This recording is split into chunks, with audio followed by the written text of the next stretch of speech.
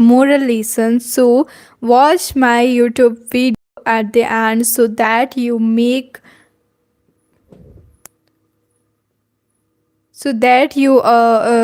understand full stories. And if you are new in my channel, so please subscribe my channel. Let's start the stories. Okay, so the title is a brother like that. Sueb received an automobile from his brother as an Eid present. On Eid day, when Sueb came out of his house, a urchin was walking around the shiny new car, admiring it. Is this your car, uncle? He asked. Sueb nodded. My brother gave it to me for Eid. The boy was astounded. You mean your brother gave it to you? And it did not cost you nothing? Boy, I wish. He hesitated. Of course, Shoaib knew what he was going to wish for. He was going to wish he had a brother like that. But what the lad said jarred Shoaib all the way down to his heels, and I wish the boy went on, that I could be a brother like that. Swabe looked at the boy in astonishment. Then impulsively he added, would you like to take a ride in my automobile? Oh, yes, I would love that. After a short ride, the boy turned and with his eyes aglow, said, Uncle, would you mind driving in front of my house? Swabe smiled a little. He wanted to show his neighbors but he could ride home in a big automobile. But Swabe was wrong again. Will you stop whether those two steps are? The boy asked. He ran up the steps. Then, in a little while, Swabe heard him coming back. But he was not coming fast. He was carrying his little crippled brother. He sat him down on the bottom step, then sort of squeezed up against him and pointed to the car. Okay, so let's see what happened next. There it is, little brother, just like I told you upstairs. His brother gave it to him for Eid, and it did not cost him a penny. And someday I am gonna give you one just like it. Then you can see for yourself all the pretty things to the soft windows that I have been trying to tell you about. So you got out and lifted the boy to the front seat of his car. The shining-eyed older brother clambered in beside him, and the three of them began a memorable ride. That is, Suhaib learned what the Rasulullah said meant when he had said, love for you, brother, what you love for yourself. यानी कि love for you, but brother, and what you love for yourself. So the next story is, let's see.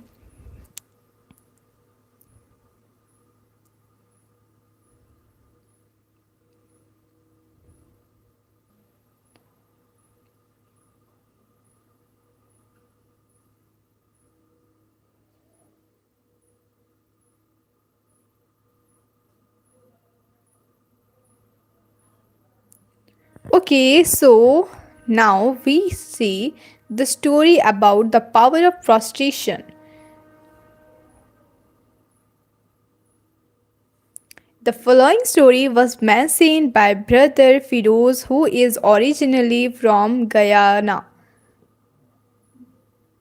not living in Scarborough, Canada. So, Brother Firoz lived in the USA before moving to Canada. He can easily be identified as a Muslim as he wears a Muslim hat and has a white beard. In USA, one day he was going to the market to buy something when he was approached by a white American man who asked him whether he knew of any halal Muslim restaurant. Brother Firoz knew of one, but was unable to give him the proper direction. He figured that the American was a new Muslim in this area, so Brother Firoz invited him to his house to have some food. There were also some other Muslim brothers living with Firoz at that time. When they reached home, everyone in the house welcomed the special guest. They were also curious to know about the reason why he accepted Islam.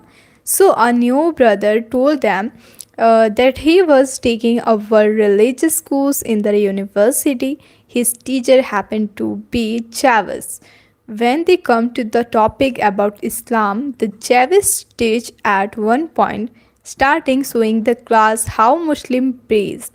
The moment I saw the teacher doing prostration, I knew that I belonged to this religion.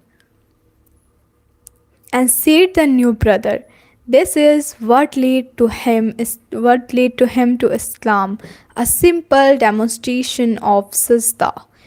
Just one act of Islam was enough to make this individual a Muslim. Imagine how many people will be convinced when all the Muslims start practicing Islam completely. Wow, such a beautiful story.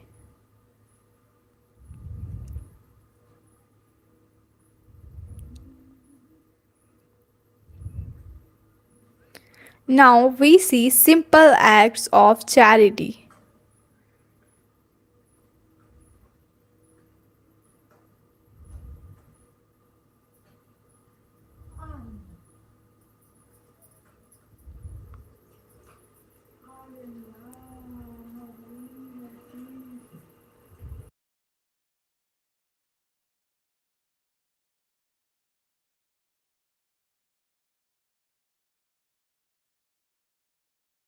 Okay, now giant ship engine that failed.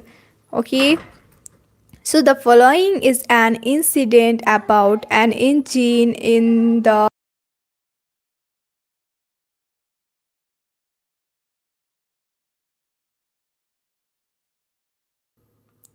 following is an incident about an engine failure in a giant ship. The ship's owner tried one expert after another, but none of them could figure but how to fix the engine. Then they brought in an old man who had been fixing ships since he was a youngster. He carried a large bag of tools with him, and when he arrived, he immediately went to work. He inspected the engine very carefully, top to bottom.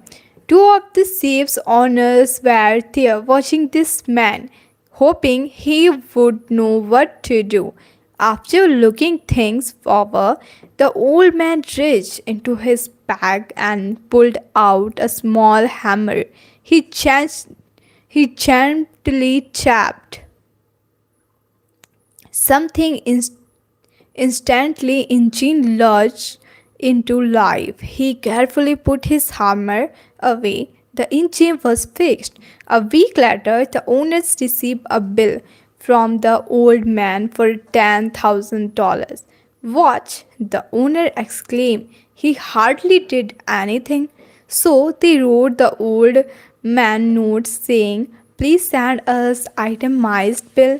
The man sent a bill that read, okay, topping with hammer, $2.00, knowing where to chop. Oh my god. So effort is important, but knowing where to make an effort in your life makes all the differences.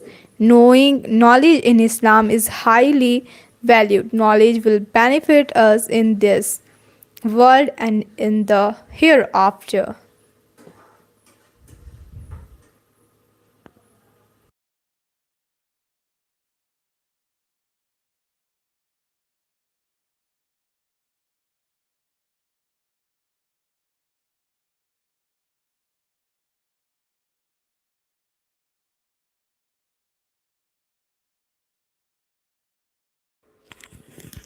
Now we see a story about thirst of learning.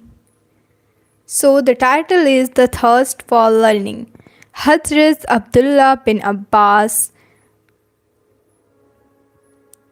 says, after the passing away of the Prophet Muhammad sallallahu alaihi wasallam, I say to be an Ansari friend of mine.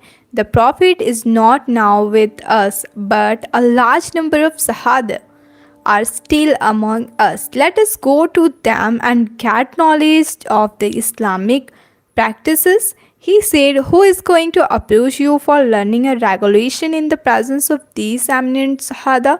I was not discouraged. I kept up my course for knowledge and approached every person who was supposed to have heard something from the Prophet. I managed to gather substantial information from the Ansar. If on my visit to someone of the Sahaba I found him asleep, I spread my shawl at the gate and sat waiting. Sometimes my face and body would get covered with dust, but I kept sitting till they woke and I was able to contact them. Some of them said, Abdullah, you are the cousin of the Prophet. You could have sent for us. Why did you take the trouble of coming to our place? I said to them, I must come to you, for I am a student and you are my teacher. Some people for whom I had waited said, since when have you been waiting for us? I informed them that I have been sitting there for a pretty long time. They said, what a pity. You could have awakened us from our sleep. I said, I did not like to disturb you for my own sake. I just carried on my pursuit till there come a time when people began to flock to me for learning. My Ansari friend realized this at that time and remarked, this boy has surely proved himself more sensible than us. So, beside our quest for knowledge to earn a livelihood in this world, we must as well gain sufficient knowledge of Islam, no matter what age group we belong to at this moment. We should at least have that much Islamic knowledge which we can turn our 24 hours life into worship. Those with knowledge and practice will be exalted in this world and in the hereafter. So the next story is the owners of the garden. So the following story is mentioned in Surah Quran chapter 68 of the Holy Quran. Once there was a wealthy and pious man. He had a big garden full of green trees laden with fruits. After the fruits were packed, this rightful man used to distribute some fruits among the poor who would gather at the garden every season to take their share. Allah liked this act of the man. By the grace of Allah, the garden used to give rich harvest every season. Truly, one who spends for the sake of Allah gets reward in the hereafter. This man had many sons who were not so pious as him. When their father died, they discussed a plan and said to each other that their father was not a wise man. He did not know how it was difficult to earn livelihood. They did not like the habit of distributing some of the fruits among the poor. They felt as if all their efforts would go to when in the poor had some share. One of the sons had a concern. What will they tell the poor people when they gather to take their fruits next time? They thought over its implication as they were worried about losing their prestige. However, they were not afraid of Allah's wrath. One of them suggested removing all the fruits in the night and thus clearing the garden before dawn so that nobody could come and ask for his share. So, Everyone agreed to this suggestion. Since they were not even afraid of Allah, they forget to say Inshallah, which means if Allah will. They swore to pluck the fruits of the garden in the morning without saying Inshallah. Muslim does not say inshallah before doing sorry if a Muslim does not say inshallah before doing something, Allah may not fulfill his wish. But those who have no faith in Allah fail to remember this and get stuck up in their act. Allah is all powerful. He knows no bounds in His governance. All the brothers went to sleep with a view of getting up early in the morning and gather up ripe fruits in the meantime with the will of Allah. They passed by on the garden and visitation from your Lord at night and burned it while they were asleep.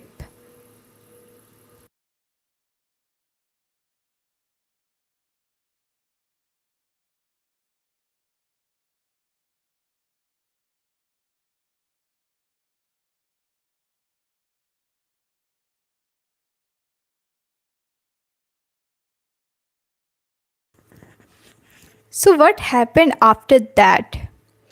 In the early of morning, one or all of them got up and hurried up and called out one of another as soon as the morning broke, saying, "Go to your field in the morning, if you would pluck the fruits." So they departed, conversing in secret low tones, saying, "No miskins, yani ki poor man, Saul enter upon you into it today." As they were proceeding towards the garden, they were quite unaware that Allah had a will otherwise, because the garden had become black by the morning, like pitch dark night, in complete ruins. So when they reached the garden, they said this was not their garden, that they had strayed away from the right path to the garden. But when they saw there was no other way around, they were wonder struck. Soon they realized the situation and killed. "Verily, we have gone astray. Nay, indeed, we are deprived of fruits."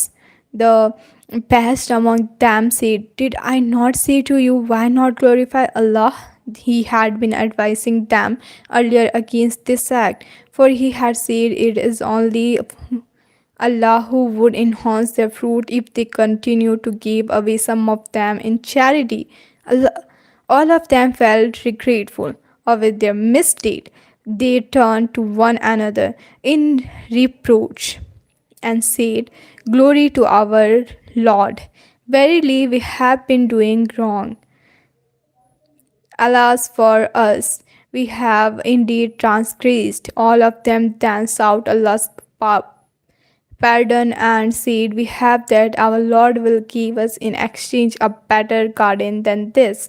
Truly, we turn to our Lord, wishing for a good that He may forgive our sin and reward us in the hereafter. It is very beloved to Allah that we share with the less fortunate whatever we have, while some of us only feel hungry during the month of Ramzan. There are many who are hungry every day. Let us be more generous with our wealth and help all those who are in need. We will not lose anything by giving away some of our wealth, we will only gain.